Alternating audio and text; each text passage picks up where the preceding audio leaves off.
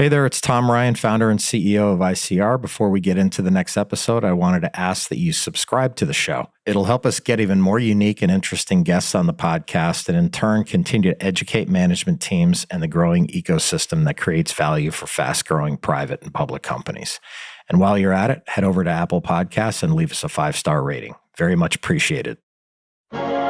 We have in the market today about 38 million active registrants. We talk about our engagement. We get open and click-through rates that are probably 10 times the average. So our audience is tremendously engaged with us. At a time when targeted advertising is challenged by a ton of noise and privacy is a deep concern, connecting to an audience is an art form.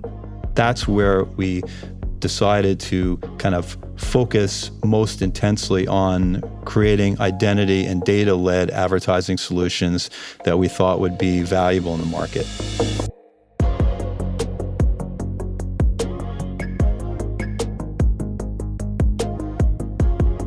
Being a public company can be hard. Small missteps can have outsized consequences. I'm Tom Ryan, founder and CEO of ICR. And over the last 25 years, we've helped thousands of companies understand and navigate the stock market and the media.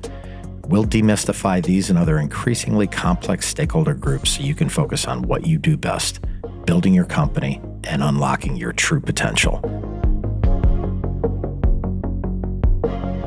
This is Welcome to the Arena from ICR.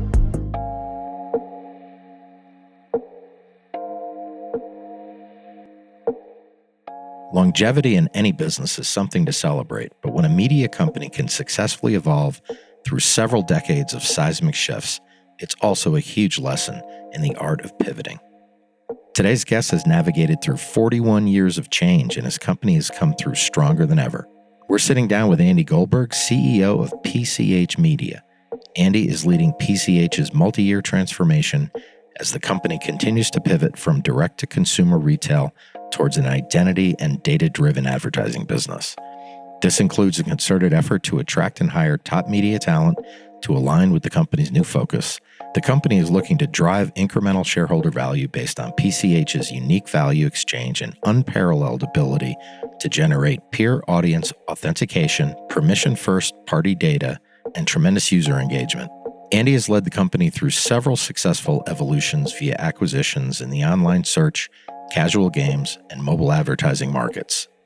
In addition to being CEO, he's also chairman of the board of directors and a past member of the board of directors and executive committee of the Direct Marketing Association. Recognized for excellence in the industry, Andy has been honored with the Silver Apple Award from the Direct Marketing Club of New York. He earned his BS in marketing from the Wharton School at UPenn. Let's enter the arena with Andy Goldberg.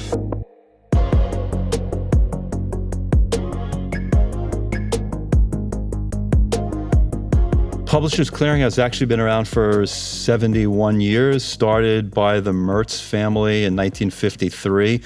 The original concept for the business was novel. It was the idea of creating a direct mail effort and bringing magazine subscription offers together in one place, with PCH taking all of the marketing and the credit risk. And it was a really novel idea, and it worked pretty much right out of the gate. And PCH quickly became the largest provider of magazine subscriptions to the publishing industry. The sweepstakes came along in 1967. It actually wasn't an original idea here at PCH, but the brand quickly became most associated with the idea of big money sweepstakes. And then later on, we did create this concept of the prize patrol with the people who would go out with with the flowers and the balloons and the champagne and surprise people at their doors. Yeah, so that's funny. So Ed actually never worked for PCH. We had a competitor for many years called American Family Publishers. Yeah. And Ed was their spokesperson, but everybody in America confused the two of us, and it was actually good for business because it kind of lifted both. I was going to say, yeah. Yeah. Amazing.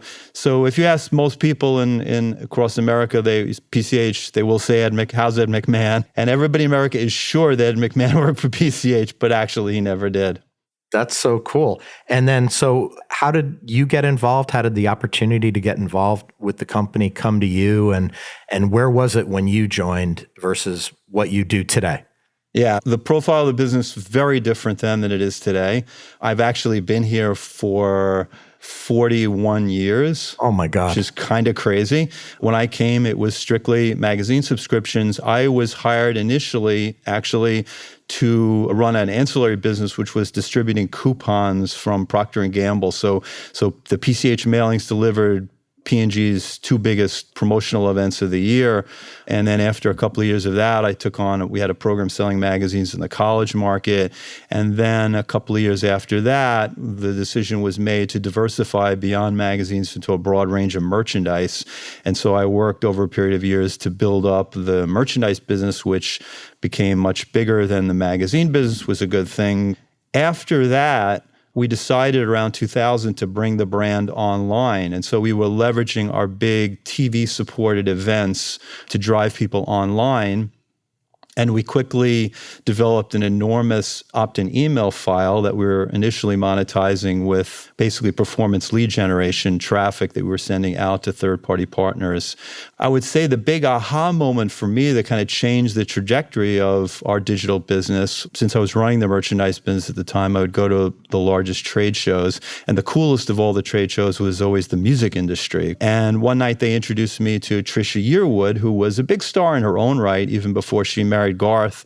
And so they said, Trisha, this is Andy from PCH. And Trisha said, say no more. I know all about Publishers Clearinghouse because in my house growing up in Georgia, I think it was, she said there was PCH night, one night between Christmas and New Year's when your mailing would come in and we would lay it out on the table and we would decide, what color Jaguar we wanted to win and maybe what magazine or we wanted to buy.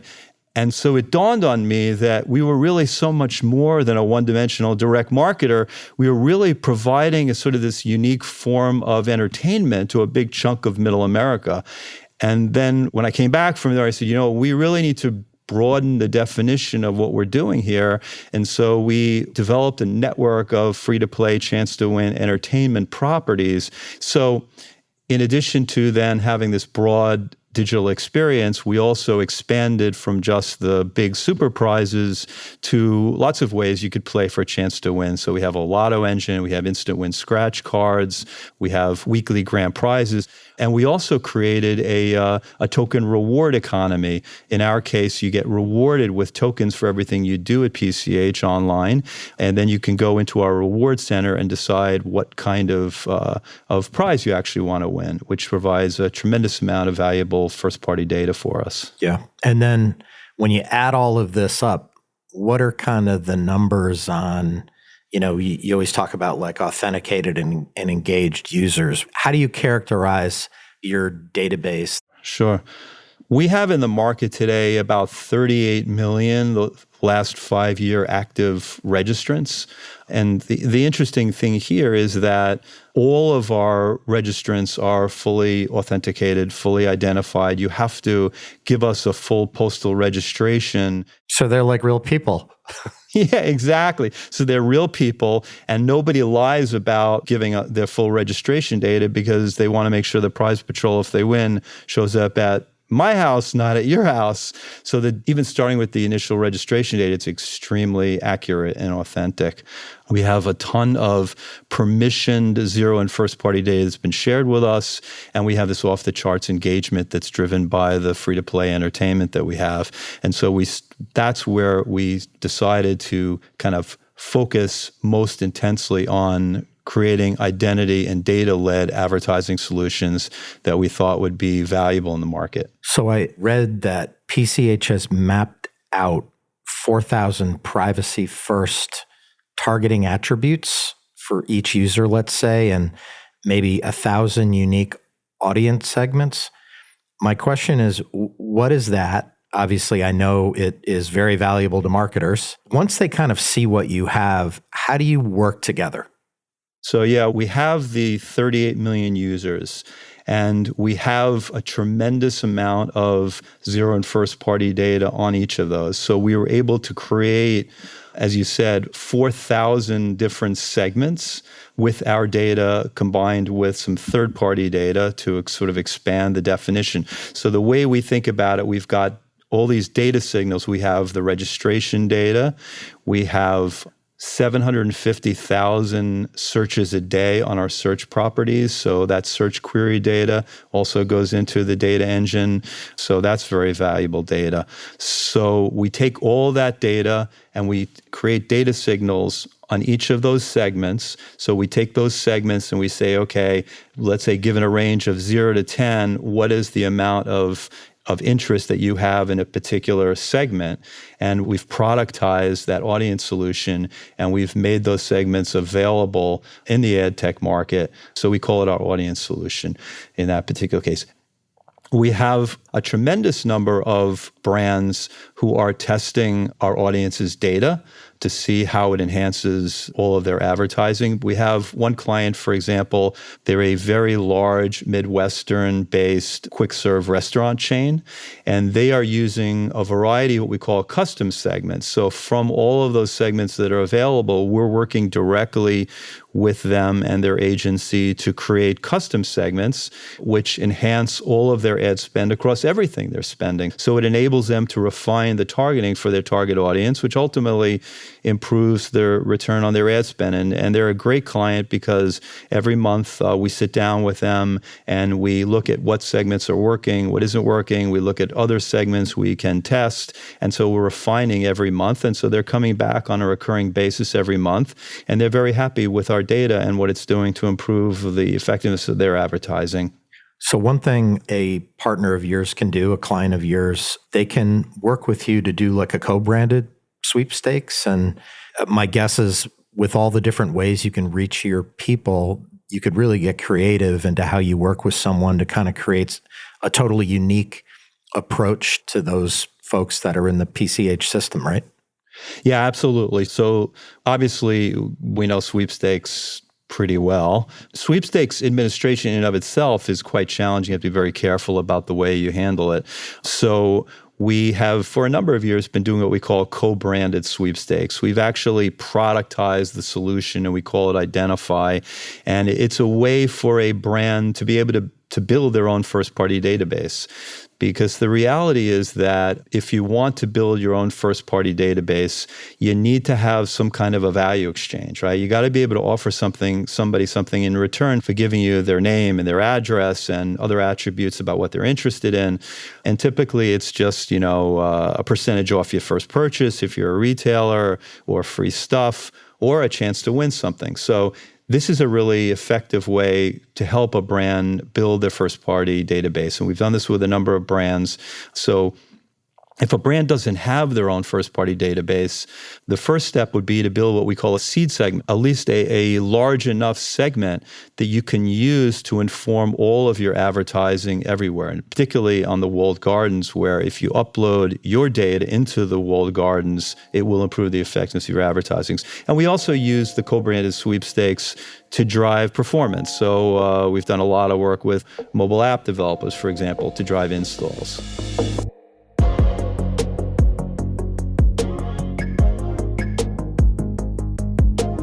At the end of the day, for marketers, it all comes down to the numbers. And understanding click-through rates and how PCH stacks up against the likes of Facebook and other social media is really when the company's reach becomes super impressive. I asked Andy to take me through what the hard numbers are really saying about PCH's engagement.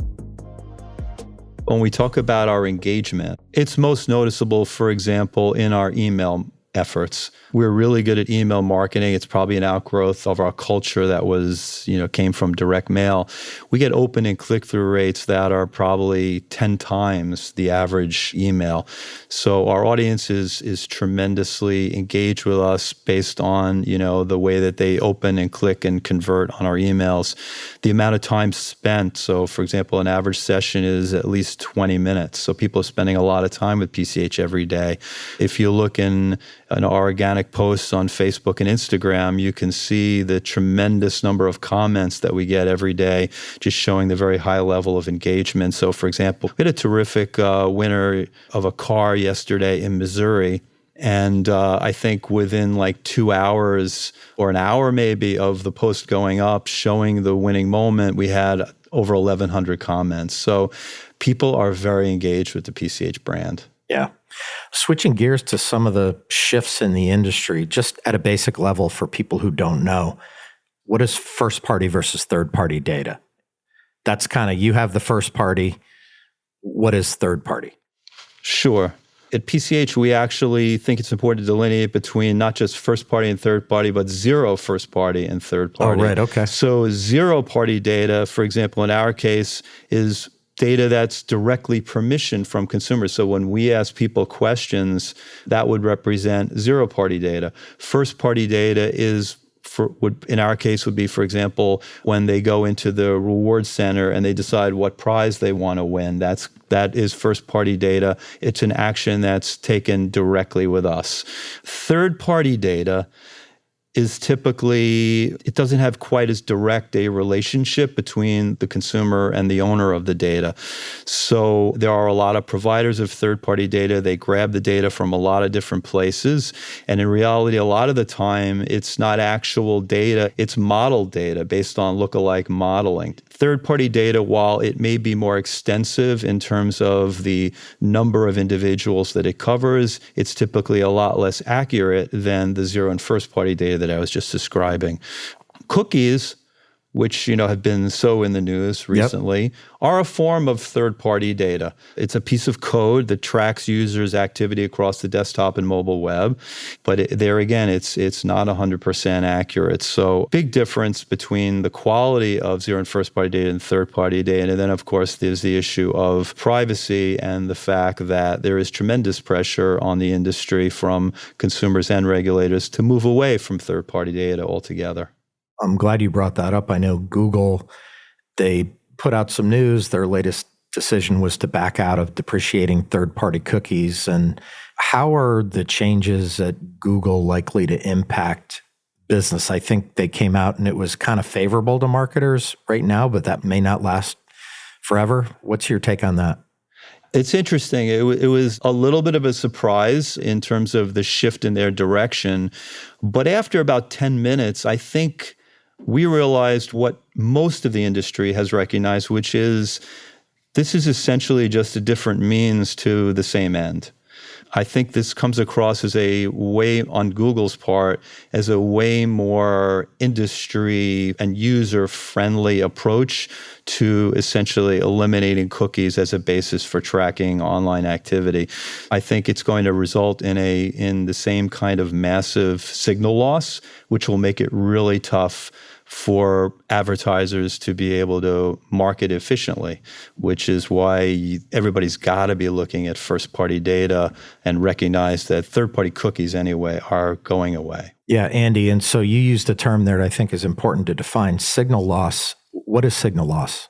So I would think of signal loss as the indicators that can be used in an effort to effectively reach your target prospect and customer audience. So cookies being the most significant one. Yeah.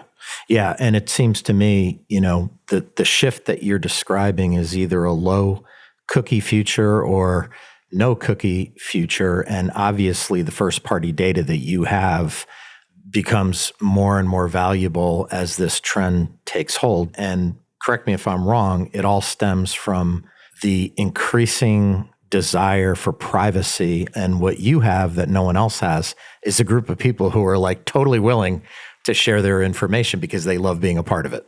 Yeah, 100% correct, I would say. Yeah, I mean, the reality is that privacy concerns aren't going away. Yeah.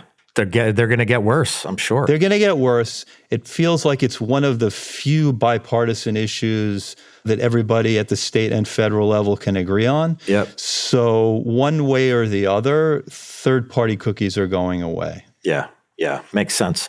Switching gears a little bit, I know you have collaborations with third-party players in the marketing industry. Maybe talk a little bit about that. So when you think about first-party data solutions or alternatives to cookies, there are the audience data solutions that people like us offer. There is the effort to build your own first-party database, and then the third opportunity are to participate in industry-wide opportunities for ID-based solutions. So in our case, for example, we work with the Trade Desk UID2 solution. We're probably one of the most significant publishers because we have such a large identified audience. We're working with Google Pair, which is Google Pair's solution, which is a clean room solution that enables a brand that has their own first-party database to be able to put it into a clean room and match it against people like PCH that have identified users in a privacy-safe way and be able to reach, again, your target audience. Amazon has a similar product called AWS Clean Room. And then, of course, all of our audience's data is accessible. It lives on LiveRamp. It's accessible in lots of places on all the major DSPs and SSPs, but it lives in LiveRamp. So yeah, we're tied to everybody key to ID-based solutions in the industry. Yeah. And then I have to ask you, the theme of 2024 so far seems to be artificial intelligence. How does that factor into what you all do every day? I mean, there's no question in my mind that AI is a very extremely powerful tool. And I don't think the impact on industry is being overstated. I know some people on Wall Street are now sort of saying, well, maybe there's a bubble there. I'm not sure about the valuations, but I know that it is extremely powerful. So we're utilizing it internally in our own business. For example, when I mentioned that we have 750,000 search queries a day, we're using generative AI to be able to leverage all of that unstructured data and to put it into those segments that I talked about earlier. For publishers and brands, there's an immediate challenge, I think, being posed by effective use of AI in the search. And search is a key way that brands connect with their customers. And the reality is, if you look at Google Gemini, they just released like the new phone with Gemini, doing a lot of TV advertising, or Copilot from Microsoft. It suggests that you're not going to need to actually look at a publisher's article or go directly to a company's website because you just ask a question and it gives you the answer right there. So I think that's a massive game changer in terms of dependence on traditional search. So this is all happening very quickly, but I see that as a change that's going to occur very fast and have major impact for publishers in terms of traffic and for brands in terms of their ability to use search to connect directly with consumers. So there again, I think it brings back to the need to have your own first-party database or look for first-party data solutions where you're not dependent on that means in order to connect with users. Yeah. 100%. I guess my last question, Andy, is a pretty general one. What are you looking to accomplish over the next 5 years? What are the biggest opportunities for PCH Media? What are the big initiatives? What do you see when you look out 3 to 5 years? I continue to believe that the direction that we've moved in terms of focusing our efforts on identity and data-led solutions is the key to the future for this company. We've moved fast to create a bunch of client-facing solutions that I think can be meaningful. Our audience's data solution, it's easily accessible. Our identify first-party database solution, plugging into all the ID-based buying solutions for our on-platform inventory. And then I didn't get a chance earlier to talk about the other area that I'm excited about for us, which is our unique ID-based approach to higher quality and more user-friendly market research. The market research industry is a very large domestic industry. I think it's over $60 billion a year, and it's predicated on a really lousy user experience. Yeah. If you've ever tried to take a survey, they ask you a bunch of mind-numbing questions to qualify you, and then about 80% of the time after you go through all those questions, they say, sorry, you don't qualify. Or you quit halfway through. Or you quit halfway through, exactly, because they're still doing like 20 to 30 minute surveys, and people are living on their phones where, the average video, if it's longer than 20 seconds, you think it's too long. So we think there's a huge opportunity to provide a better user experience based on the fact that we know who you are, so we don't have to put you through those mind-numbing questions all the time. to create shorter surveys that are more user-friendly. So I'm really excited about that. I'm excited about the fact that it's predicated on a better user experience. And I think that all of our core strengths in terms of, our user experience and the entertainment that we provide and the willingness of consumers to be able to share information with us on a totally permission basis presents us with a lot of opportunity going forward.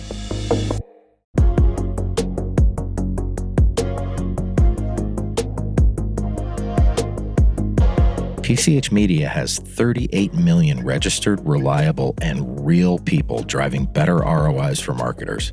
It's an incredibly powerful source in an online search environment that continues to change and where the first-party data is really key.